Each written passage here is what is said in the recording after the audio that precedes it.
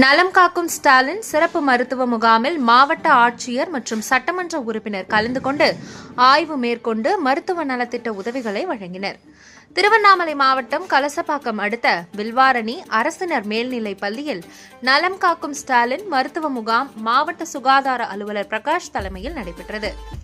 இந்த முகாமில் 17 வகையான வியாதிகளுக்கு மருத்துவத்துறை சார்பாக பொது மருத்துவம், அறுவை சிகிச்சை மருத்துவம், இருதய மருத்துவம், நரம்பு, தோல், காது, மூக்கு, தொண்டை, கண், நுரையீரல், நீரிழிவு, குழந்தை மருத்துவம் என போன்றவற்றைகளுக்கு முகாமில் பயன்பெறும் வகையில் அமைக்கப்பட்டிருந்தனர். இந்த முகாமை மாவட்ட ஆட்சித் தலைவர் தர்பகராஜ் மற்றும் கலசப்பாக்கம் சட்டமன்ற உறுப்பினர் சரவணன் ஆகியோர் கலந்து கொண்டு ஆய்வு மேற்கொண்டனர். அதனைத் தொடர்ந்து நலம் காக்கும் ஸ்டாலின் மருத்துவ முகாம் குறித்து சிறப்புரை வழங்கி கர்ப்பிணி தாய்மார்களுக்கு ஊட்டச்சத்து பெட்டகங்களை வழங்கினார். இதில் ஏராளமான மருத்துவ பயனாளிகள் கலந்து கொண்டு பயனடைந்தனர். இந்த நிகழ்ச்சியில் மாவட்ட சுகாதார அலுவலர் பிரகாஷ், மருத்துவர்கள் சந்தோஷ், சத்யா, பகுதி சுகாதார செவிலியர் செல்வி, செவிலியர்கள் என ஏராளமானோர் பங்கேற்றனர்.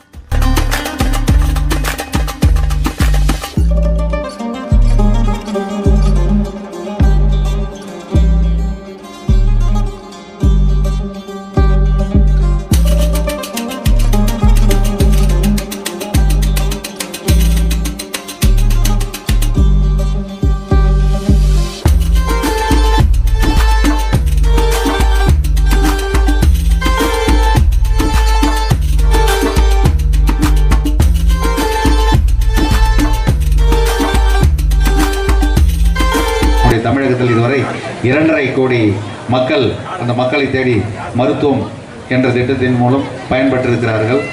ஏராளமான திட்டங்கள், வருமுன் காப்போம், நம்மை காக்கும் 48 போன்ற திட்டங்கள், 108 ஆம்புலன்ஸ், ஜவ்வாது மலையில் மருத்துவத்துறையின் சார்பாக 2 வீலர் ஆம்புலன்ஸ் போன்ற ஏராளமான திட்டங்கள் நம்முடைய தமிழக முதல்வர் தளபதி அவர்களுடைய ஆட்சி காலத்தில் நடைபெற்றுக் கொண்டிருக்கிறது. பொதுமக்களுக்கு ஒரு கனிவான வேண்டுகோள், இந்த முகாம்களை மிக சரியாக பயன்படுத்தி கொண்டு உடல் ஆரோக்கியத்தை பேணுங்கள்.